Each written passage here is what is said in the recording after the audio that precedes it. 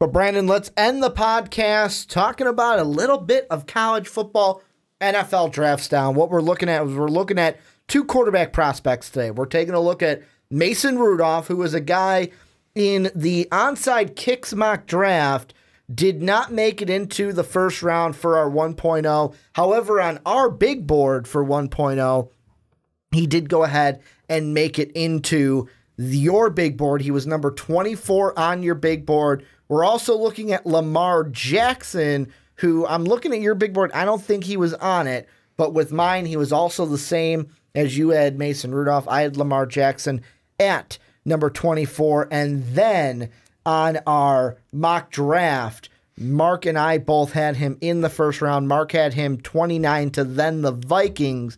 I had him 32 to then the Steelers. Is that Lamar Jackson? Lamar Jackson. Okay. And those are the two we're looking at. Mason Rudolph, Lamar Jackson. And I'm going to throw you the question first because I never throw the question at myself. When it comes to the NFL draft, who should teams pick? Should they pick Mason Rudolph over Lamar Jackson? Because I feel like the consensus is that more people are talking about Lamar rather than Mason Rudolph right now. I would say that I would go with Mason Rudolph over Lamar Jackson. And I know that you're not surprised by me saying that. No, I'm not. And the reason I know that you're not surprised is because you've been on the record saying so. Well, yeah, that makes it easy. But also because I am more of a fan of Mason Rudolph because of his style that he plays with. And I know that people will say, well, why are you knocking on Jackson's style? And it's not necessarily that I'm knocking. I'm more lifting Rudolph's style. Mm-hmm. And he is a more pro-type, pro-ready quarterback at this point. And not saying that Lamar Jackson cannot get there, but at this point, Mason Rudolph, at 22 years old, redshirt senior who threw over 1,400 passes in his collegiate career, looks better as an NFL-style quarterback than Lamar Jackson does. Mm-hmm. Is Lamar Jackson able to do more things? Because does he also bring that style in his running game? Yes. And does that possibly make him a bigger threat? Yes. But I still think that most teams are looking for the style that Mason Rudolph brings as opposed to what Lamar Jackson brings. And I do not at all say that this is going to be something that plummets him.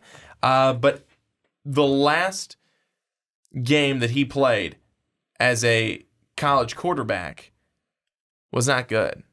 His bowl game was horrific, mm-hmm. and one that you want to forget. And is anyone going? Well, is anyone? Of course they will, because they're terrible. But should anyone look at that and go, okay, write him off, he's done, we're not taking him? If you're smart, you won't, and they won't. But you certainly then want to be able to see some things in the combine. You certainly want to be able to go back and look at all of his other things that he's done well.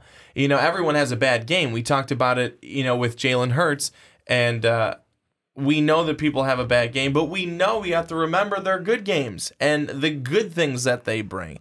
But you also have to do the same with Mason Rudolph. He had some really good stretches this season. He had some really big clunkers where not only did he fall off, but Oklahoma State just fell off in general. But then he kind of came back towards the end of the season and really, I think, wrapped it up well for him. But I think that the one thing, if there was one thing that I had to point out and pick out and say that Mason Rudolph is going to be the guy that I would take, it's because his style is more pro-ready and more geared towards an NFL quarterback style that we look at today. I will say this is a couple things. First off, the one thing I want to say is if you're one of those people that are going to say, Lamar Jackson, 4 INTs in the bowl game, get him out of town, then you're probably the same person that thinks Josh Allen is the greatest thing since sliced bread because of his bowl game in the Idaho Potato Bowl. Because polar opposites. Lamar Jackson, great season, bad bowl game. Josh Allen, shitty season, great bowl game. So that's the polar opposite to that point. The thing that I think is, should teams think of Mason Rudolph over Lamar Jackson? Really, it depends on the team to me. And the thing that I look at is, with Lamar Jackson, one of the biggest things that everyone is saying, and it's not completely false, is he's going to have to work on his accuracy at the next level, becoming a more accurate quarterback. You can't have games where there's only a few quarterbacks that can throw 4 or more interceptions in a game, Matt Ryan, and still win that game, Drew Brees. However, I don't see Lamar Jackson being either of those two guys. The thing that I look at when it comes to Lamar Jackson, because that's where I kind of feel where we are, where you'll be the Mason Rudolph homer, I'll sit on the side of Lamar Jackson, because I've been on the record basically gushing over Lamar Jackson, is the thing between the two is Mason Rudolph, I think, he's the better prospect if you're saying any team, plug him in, and he can fit in and kind of work his way, because any team could use either a spread guy or a pocket passing guy. The thing with Lamar Jackson is he kind of needs 2 things. Well, 3 things I'll say. First off, and I say this, and the first thing I think of is Matt Nagy talking about Andy Reid today during his press conference with the Bears, is first he needs a coach that trusts him. Second off, he needs a coach that knows how to use his strengths to the team's advantage. And number 3, he needs to be in the right system. He needs to be in the right situation. And the first one I kind of bring up for that is Russell Wilson. He was a guy drafted in the 3rd round. Everyone thought, you know what, he's a 5'11 quarterback under 6 foot, not going to happen. However, he's in the right system. He's with a coach that trusted him from day one. It helps when you do have a phenomenal defense for most of your career, but it seems like Russell Wilson has been in the right system when it comes to the Seattle Seahawks. The other thing I've seen about Lamar Jackson, people saying is, oh, well, his frame and his size might be a problem. 6'3", 211. Not the height necessarily, but the 211 part. There are some quarterbacks that are having success in the NFL that are kind of similar. I'm not comparing them to this, by the way. I'm just saying they're similar in size and height. Deshaun Watson, he's an inch shorter, but 4 pounds heavier. You have Tyrod Taylor, who is 2 inches shorter, but 4 pounds heavier. You have Deshaun Kaiser, well, these are the 2 that are outside. Deshaun Kaiser, who, yes, he's an inch taller, but he's about 20 pounds bigger. And then obviously Cam Newton, who he's the specimen to where, yes, he's a mobile guy, but Lamar Jackson's never going to be 6'5", 245. So I look at it and I kind of see Lamar Jackson being, like, right now, I could see him being a player to an NFL team eventually that Tyrod Taylor is. However, look at Tyrod Taylor's time. He spent 4 years with with Baltimore. Obviously, he wasn't going to start over Joe Wacko Flacco. However, then he goes to Buffalo after being in the league for 4 years, and now he's the starter of the Buffalo Bills, who finally made the playoffs. And let's be completely honest, if Tyrod Taylor doesn't get injured on that last series, they might make it a game in Jacksonville rather than Nathan Peterman throwing that interception. So I look at it and I go, can Lamar Jackson be successful? Yes, but it's the right team that needs to draft him. Whereas Mason Rudolph, I feel like any team could draft Mason Rudolph and feel like, yeah, we got a guy who can fit our system and we can be confident in. So I want to just say a couple of things here, going back to Mason Rudolph, that a couple of AFC guys said, and these are quotes. This one coming from an AFC scouting director. He's okay. He's playing in a great quarterback-friendly offense, probably has a top 10 caliber group of receivers. Gundy is a great coach and does an outstanding job with that offense. I'm not sold on him as a top guy. He's a decent athlete. He's tough and runs that offense well, but not sure the video game numbers he's going to put up this year will translate to the NFL. So that's an AFC scouting director. And then you have an AFC personnel exec saying he's got good size, but his arm strength is lacking and he's inconsistent with his accuracy.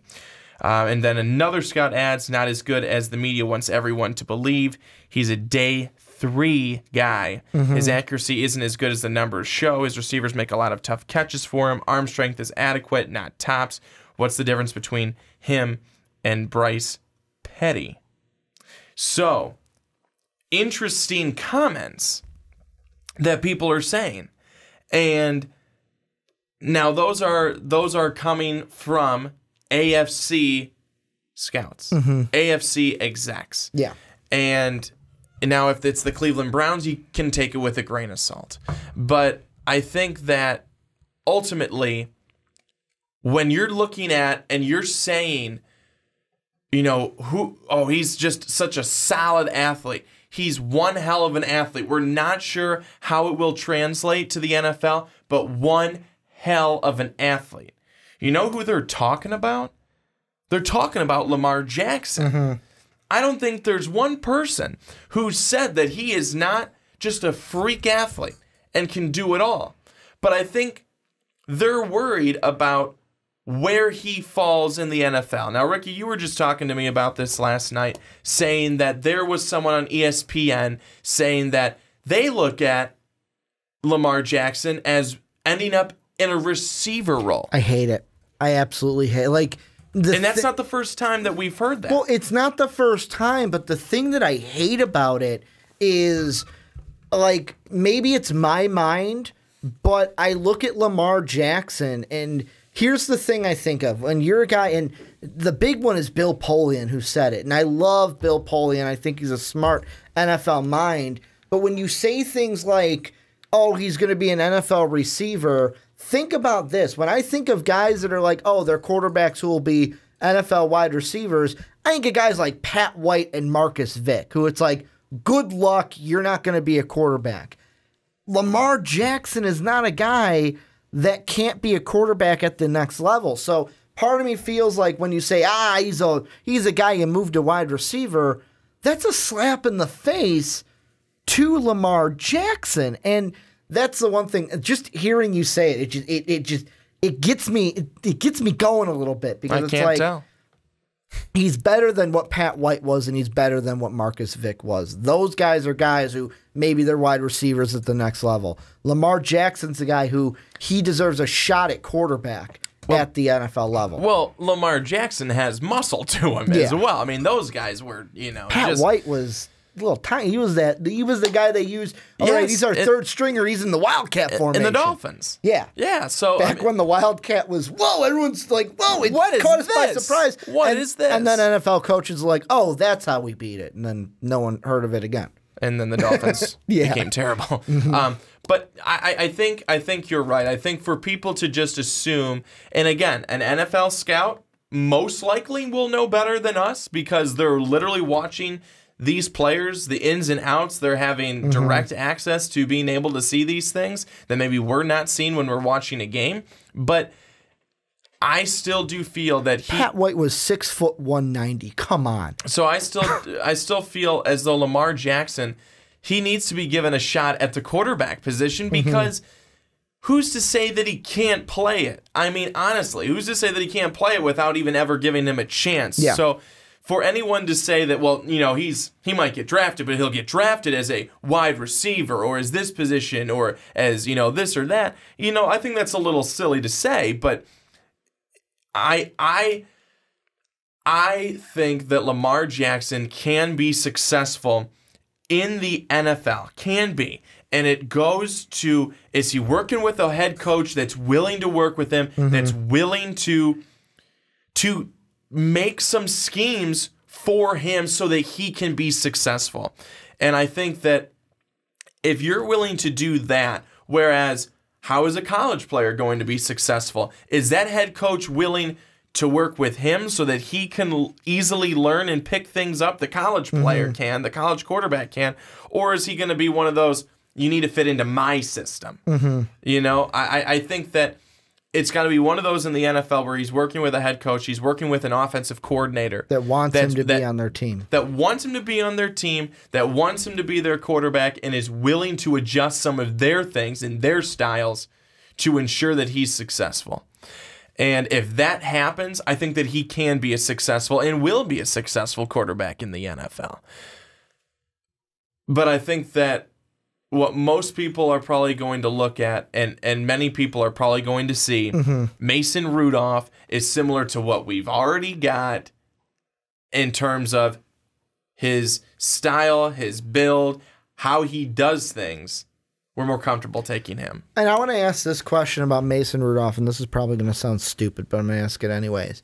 Is you mentioned in the AFC guys that were saying stuff.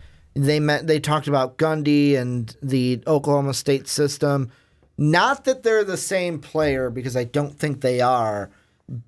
But do you think there's not a negative connotation, but do you think when scouts or NFL teams are thinking about, oh, this kid's from Oklahoma State. I might have said Ohio State earlier. I meant Oklahoma State.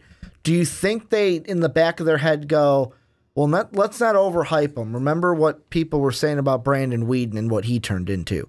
Does that even come up? Or is it like, you know what, different player, don't even think about it? Well, I think that every player is different. It's all different players. But you do have to then look at, okay, this is another person from this system.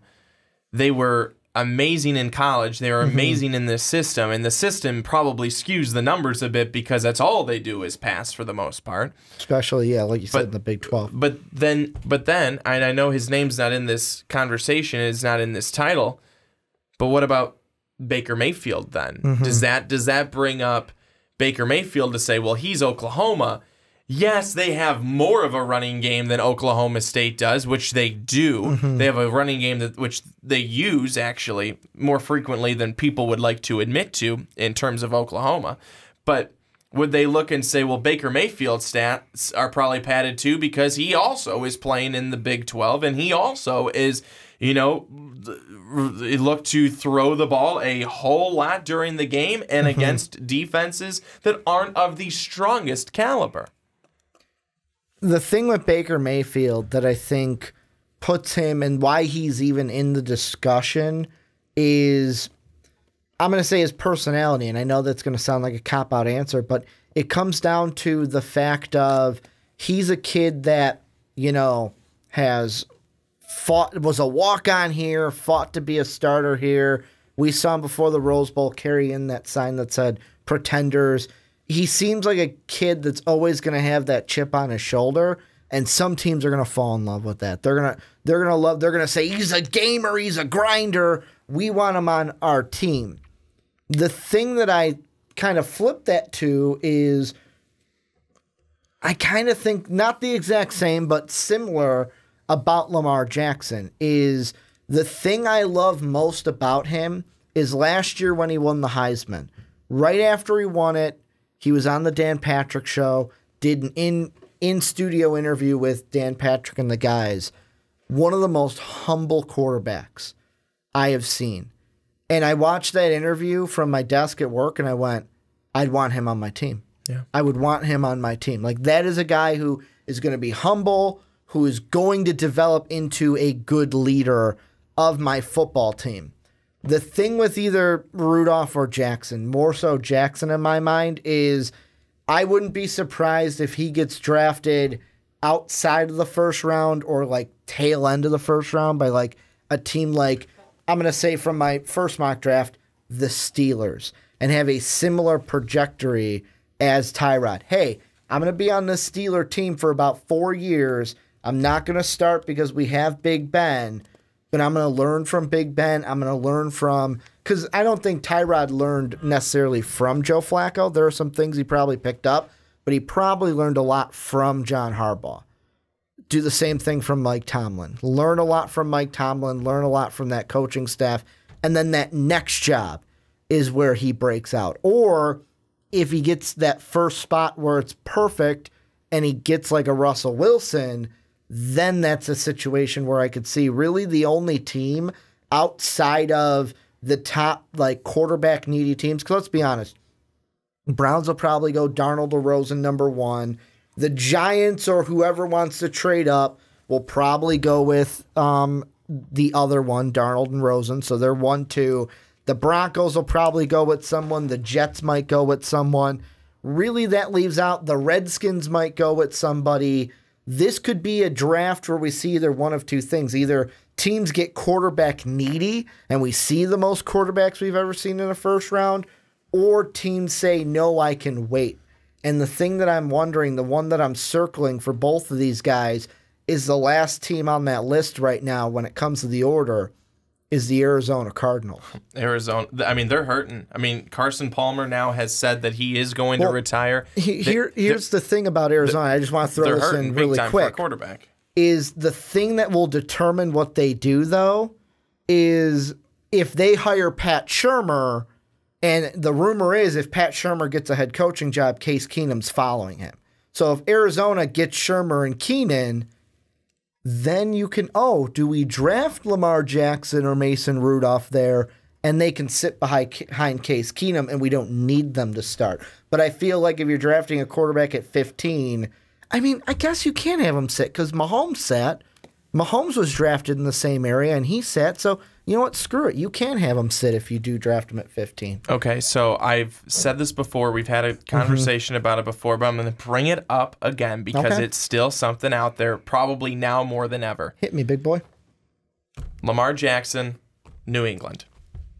I wouldn't be against it. Especially now more than anything else because of what we've just recently heard come out from New England where there's this, that, and the other thing going on there. And we've seen a guy like Jacoby be successful with New England who would be a similar style to Lamar, who's an athleticer quarterback than like a Garoppolo or a Tom Brady. And I would say even with Jimmy Garoppolo, a guy who's willing to be able to run a little bit, style similar to Brissett, but someone who is still willing to run, who is still a good athlete. But, you know, some could probably argue that Lamar Jackson's a better athlete than Jimmy Garoppolo is in terms of a more freak athlete, more skills than Garoppolo is. And, you know, it's an argument some people will be on both sides, but that would say something then. And to be on the New England Patriots and possibly, and I would say possibly, before it wasn't possibly, now it's possibly work with Bill Belichick if he's there, that would be pretty incredible. So I just think that the New England Patriots and what they have going right now as of today, anything could change later on, but Bill Belichick is able to really help guys develop and turn guys into something really, really good. And I don't think that he would be a guy who would write off Lamar Jackson as and he'll be a wide receiver. Bill Belichick would work with him to make him be the next quarterback because that's what he was trying to do with Jimmy Garoppolo. Jimmy Garoppolo is different in the sense of no one, I think, ever questioned that Jimmy Garoppolo would be a wide receiver, but I do think it's different in it's similar in the sense of he wants to develop a guy. He really wants to be able to develop a guy and make him his next, not project, but the next best thing, the next great thing. Because what they've done with Tom Brady, what they were able to do, Tom Brady being himself so good, Bill Belichick being himself so good as a coach, I think that would be something, a project that they would be able to take on and say, you know what, we're not afraid to work with them. We want them to come here. We're going to end the podcast. You guys come in, let us know what you guys got down below. I looked at my phone. Mark's sitting outside. We got to let him in. It's a little too chilly for Mark, but this is where you guys come in. Let us know, would you take Mason Rudolph over Lamar Jackson? Would you take Lamar Jackson over Mason Rudolph? Or do you see neither of these two being first-round quarterbacks and you think they should be second and beyond guys? Let us know what you think. That's going to do it for the Primetime Podcast. A little housekeeping here at the end. First off, for character 12345, remember to email us. Brandon, show him what he won. You got to show him one more time what he won. Because you're golden, baby. You won that gold medal. Folded up. I had you got to stay golden. There Golden Girls t-shirt. Also, check out patreon.com/most valuable podcast to help support the channel. Can be on the podcast if you sign up for the $10 tier. Also selling MVP t-shirts. Go ahead and grab yours today. Information down below in the description. iTunes, if you're on it, if you have it, give us 5 stars for the Primetime Podcast. And last but not least, check out mostvaluablepodcast.com. Want to thank you guys for either listening on Blog Talk Radio, iTunes, Stitcher, TuneIn Radio, for watching on YouTube. But as always, have a good day, everybody.